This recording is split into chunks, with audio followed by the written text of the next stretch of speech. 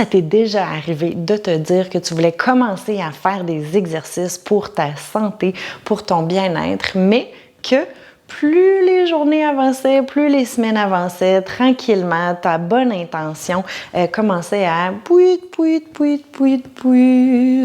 s'estomper. Si tu as répondu oui, sache que je te comprends et surtout que tu n'es pas le seul ou la seule à qui c'est arrivé. On part toujours avec plein de bonnes intentions, mais malheureusement, pour une raison X, dont on va parler plus tard, les choses finissent par débouler, puis on laisse tomber tranquillement, pas vite, notre résolution ou notre bonne intention. Dans la vidéo d'aujourd'hui, je vais essayer de te présenter quelques outils que tu pourrais utiliser pour t'aider à incorporer des nouvelles habitudes de vie, que ce soit pas vu comme une grosse montagne, puis surtout que ça perdure dans le temps, pour que tu puisses vraiment amener un vrai changement dans ta vie et ce, à long terme. Avant tout ça, je me présente. Mon nom, c'est Dominique Rainville. Je suis kinésiologue et kinésithérapeute. Mon objectif dans la vie, ma mission, c'est pas compliqué, c'est de vous donner des outils qui sont simples à appliquer au quotidien pour que vous puissiez améliorer votre qualité de vie et ce, à long terme. Donc, est-ce que tu as répondu oui à la question « J'ai déjà essayé d'incorporer des nouveaux exercices ou des nouvelles habitudes de vie, mais que malheureusement, plus les journées avancent, plus la bonne intention ou la motivation du début finit par s'estomper, puis qu'on laisse tomber parce que c'est pas fait pour nous, on n'est pas bon à garder ça, hein? Ça c'est le discours qu'on a. Ah, moi je suis pas bonne à faire mes exercices, ah, moi, bon, on le sait, hein? Moi je lâche prise après un bout de temps, etc. Moi j'ai pas assez de persévérance ou moi j'ai pas assez de motivation, ça c'est tout le genre de choses que j'entends de mes clients régulièrement. En fait, ce que j'ai envie de te dire, c'est que c'est pas vrai. Premièrement, mais souvent c'est plus dans la façon dont on aborde les choses qu'on pourrait modifier pour que ça soit moins intense et puis qu'on ait, j'ai envie de dire, un petit filet de sécurité qui, lorsque la motivation n'est pas là, ben on puisse retomber là-dessus pour pouvoir continuer puis que finalement on incorpore quelque chose à notre quotidien puis que ça devienne viscéral, qu'on n'ait pas le choix, qu'on ait envie de continuer. Donc la première chose que je te propose pour commencer, c'est de te donner, évidemment, sûrement que tu en as déjà entendu parler, des objectifs qui sont réalistes, SMART.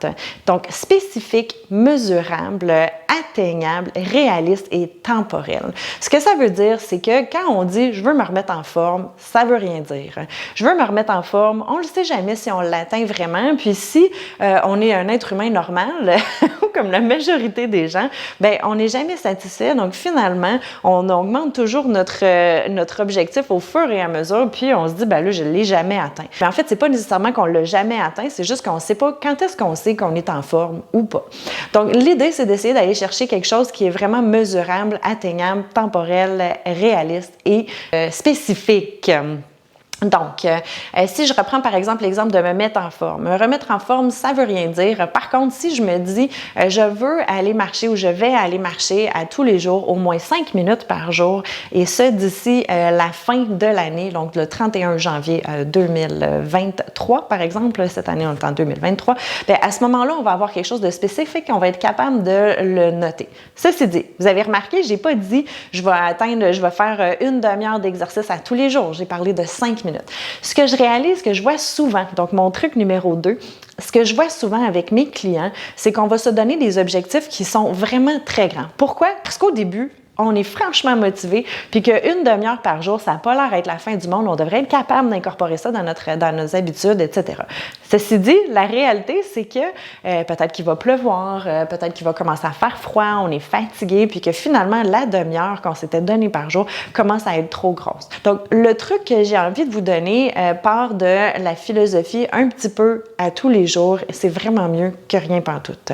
Si on commence petit, qu'on se dit qu'on va aller marcher à tous les jours, ou du moins 5 jours par semaine, par exemple, si on veut essayer de faire quelque chose de réaliste. Je vais aller marcher 5 jours par semaine, au moins 5 minutes dans ma journée. Il y a des bonnes chances qu'on trouve moins d'excuses pour ne pas y aller si c'est juste 5 minutes dans la journée plutôt qu'une demi-heure. Donc, d'y aller de façon petite et progressive, ça va vous donner une chance. Vous allez pouvoir cocher et vous dire « Hey, j'ai réussi mon objectif », c'est très motivant. On a moins de chances de ne pas y aller parce que c'est pas une grosse montagne. Et puis, plus ça va aller, plus on va l'incorporer dans notre routine et plus on va pouvoir augmenter au fur et à mesure. Donc, ça, c'est mon premier truc. Commencez plus petit. Une fois que vous avez fait votre objectif, objectif un peu plus spécifique. L'autre truc que j'ai envie de vous donner ou j'ai envie de vous partager, c'est d'être souple dans votre objectif.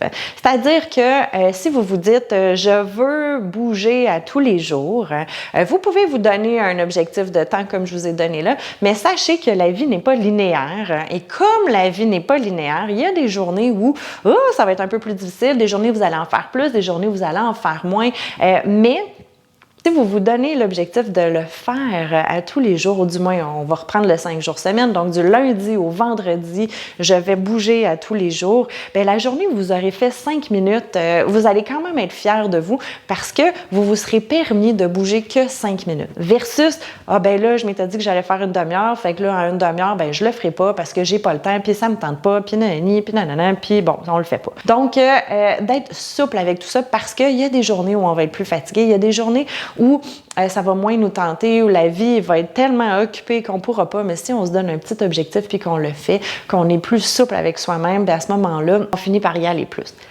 Le troisième truc que je vous donne, c'est de trouver ce qui vous motive réellement. De vraiment aller chercher quelque chose qui vous donne des papillons dans le ventre quand vous y pensez. C'est là la clé. La clé pour moi, c'est qu'est-ce qui va me motiver assez pour la journée où il va pleuvoir, qu'il va faire frais, ça ne me tentera pas, puis que je suis fatiguée. Si je me ramène à ce qui me donnait des papillons dans le ventre, bien, je vais me dire « Ouais, c'est vraiment pour ça que je vais y aller. » Donc, je vais y aller même si il faut que je me donne un plus gros coup de pied aux fesses. Si on reprend l'exemple de je veux me remettre en forme. Je veux me remettre en forme, ça ne donne pas de papillons dans le ventre, c'est juste un objectif, puis souvent, c'est même un objectif qui nous est quasiment imposé de par les médias, de par ce qu'on entend tous les jours, etc. En tout cas, moi, quand je pense à ça, j'ai pas nécessairement de papillons dans le ventre. Par contre, là où j'ai des papillons dans le ventre, là où je vais être comme vraiment motivée, par exemple, c'est je veux être capable d'amener mes enfants monter des montagnes puis d'être capable de les suivre ou de porter ma fille sur son dos si elle n'est pas capable de finir la montagne. Là, j'ai des papillons dans le ventre. Là, ça me tente. Là, je me dis, OK, moi, je vais être ce genre de maman-là, moi, je vais être ce genre de grand-maman-là un jour, celle qui va emmener ses petits-enfants faire de la randonnée puis qui va les porter le sac à dos, etc., etc. Ça me motive. Les journées où j'en ai moins envie, que je me dis, je me ramène à ce petit papillon dans le ventre-là, et puis là, ben j'y vais. Si on veut aller à plus court terme, parce qu'être grand-maman, c'est encore un petit moment pour moi, en tout cas, du moins, je l'espère. Si je veux y aller encore à plus court terme, ben je vais me donner peut-être un objectif d'une activité quelconque, c'est-à-dire une montagne spécifique, si mon idée c'est d'aller marcher dans la montagne, une course, si jamais c'est une course, une marche levée de fond, quelque chose de très spécifique qui, les journées où ça me tentera pas, je vais me ramener là puis je vais me dire, OK, ouais, c'est ça que ça me tente. Si ça vous motive pas, à ce moment-là, c'est de bien s'entourer. De bien s'entourer, vous l'avez sûrement déjà entendu, mais reste que c'est la vérité. Si on est dans un groupe, d'un groupe Facebook ou autre de partage, où là, les gens expliquent quand est-ce qu'ils partent courir, quand est-ce qu'ils vont marcher, quand est-ce qu'ils ont fait quelque chose, bien, leur motivation va un peu déteindre sur nous, puis nous, on va sûrement déteindre sur eux les moments où ça va moins leur tenter. Donc, d'avoir des partenaires qui vont nous aider, nous propulser, nous monter, nous motiver à continuer à aller chercher nos objectifs, ça, c'est quelque chose qui est motivant aussi. C'est quelque chose qui va justement ramener notre motivation si jamais on l'a perdu un peu. Avoir un partenaire spécifique avec qui vous donnez un rendez-vous spécifique, évidemment, ça marche aussi. De partager vos objectifs aux autres, de se rendre, j'ai envie de dire, imputable. Si vous dites aux gens, à toute votre famille, hey, moi, cette année, je m'en vais monter le Mont Albert, c'est ça que je m'en vais faire. Bien, il y a des bonnes chances que les gens vous redemandent, hey, puis ton objectif, comment ça va? Oh, ouais, c'est que ça nous donne des papillons. Puis en plus, on a de petites motivations pour que vous voyez où je veux en venir. Donc, c'est quelques petits trucs qui peuvent, j'espère, changer la façon dont vous voyez l'incorporation de nouvelles habitudes de vie, puis qui peuvent vous aider à les garder plus longtemps. D'autres choses qui peuvent vous aider à rendre votre nouvelle habitude facile. Ce que je veux dire par là, si mon objectif, ma nouvelle habitude que je veux incorporer, c'est boire plus d'eau. S'il faut que j'aille en bas, chercher mon verre d'eau à chaque fois que j'ai soif ou même quand j'y pense pas, bien, ça va être un peu plus compliqué. Si par contre, ma nouvelle habitude que je veux incorporer, c'est boire de l'eau, bien, je vais me promener avec une bouteille d'eau. Comme ça va être beaucoup plus simple. Je vais toujours avoir une bouteille d'eau avec moi. Ma nouvelle habitude est plus simple. J'ai moins de friction pour réussir à atteindre ma nouvelle habitude. Si vous avez une mauvaise habitude qui vous empêche d'atteindre votre nouvelle habitude, rendez cette mauvaise habitude-là plus compliquée. L'exemple que j'aime donner, la fameuse télé le soir. Hein? Tout le monde aime ça, il n'y a rien de mal à ça. On aime bien relaxer, décrocher, mettre le cerveau à off. Par contre, si vous avez besoin d'aller brancher votre télé le soir pour aller la regarder, ça va être un peu plus de friction pour faire cette habitude-là que vous voulez, qui vous empêche de faire votre nouvelle habitude. Puis peut-être qu'avant de vous pencher, aller en dessous de l'armoire, puis d'aller brancher la télé, vous allez vous dire: je pourrais faire mes exercices avant. Donc, on va rendre, on va combiner ces deux moments-là ensemble pour faire, OK, si je suis prête à aller me pencher en dessous de mon armoire pour aller brancher, je suis prête à faire quelques exercices parce que je sais que ça va me faire du bien. Donc, de rendre notre habitude qui nous empêche de faire notre un peu plus compliquée, puis de rendre notre nouvelle habitude un peu plus simple. Donc, j'espère que ça vous a aidé. Si on fait un petit résumé de ce que je vous ai partagé aujourd'hui, donc de faire des objectifs, de se donner des objectifs spécifiques, mesurables, atteignables, réalistes et temporels. Donc, quelque chose de très spécifique. Prenez le temps d'y réfléchir. Vous pouvez me les écrire aussi si vous voulez. Je vais pouvoir vous aider avec ça. Ensuite, de commencer petit, de ne pas voir trop grand, de commencer petit pour être capable d'augmenter tranquillement plutôt que de commencer grand puis de diminuer.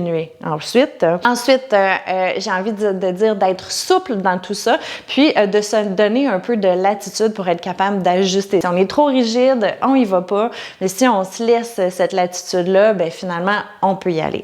De bien s'entourer, de partager nos objectifs, que ce soit d'avoir un groupe, de partager nos objectifs avec les autres, etc. Donc, d'avoir du monde autour de nous qui nous supporte pour les moments où on est moins motivé, que ce soit un professionnel de la santé qui vous accompagne ou un groupe ou des amis ou de la famille, ça aide vraiment beaucoup. D'aller chercher quelque chose qui vous donne des papillons dans le ventre, ça pour moi, c'est vraiment la clé de base. Me remettre en forme, ça me met pas tant de papillons dans le ventre. Boire de l'eau, ça me met pas tant de papillons dans le ventre. Par contre, si je viens chercher vraiment ma motivation profonde, là, à ce moment-là, des papillons dans le ventre, puis j'y vais. Puis c'est là où, le journée où ça me tente moins, je vais y aller. Donc, les papillons dans le ventre, il faut qu'on les ressente lorsqu'on se donne cette nouvelle envie ou cette nouvelle habitude-là. Finalement, rendre notre nouvelle habitude plus facile, donc avec moins de friction, que ce soit de sortir notre bouteille d'eau tout de suite, de sortir nos souliers de course pour qu'ils soient vraiment accessibles, etc. Donc, d'aller chercher ça pour que ça soit plus simple, moins de friction, puis de rendre l'habitude qui nous empêche d'aller faire nos nouvelles habitudes un peu plus difficile, par exemple, la télé débranchée, etc. Donc, j'espère que ça vous a aidé, j'espère que ça va vous aider à garder une certaine motivation, puis les journées où vous avez moins de motivation, quand même continuez à incorporer vos nouvelles habitudes de vie. Si vous avez aimé, faites-moi un petit pouce, partagez si vous connaissez quelqu'un qui a un objectif et qui aurait besoin d'un petit coup de pouce, d'un petit coup de pied, poink, pour pouvoir y continuer.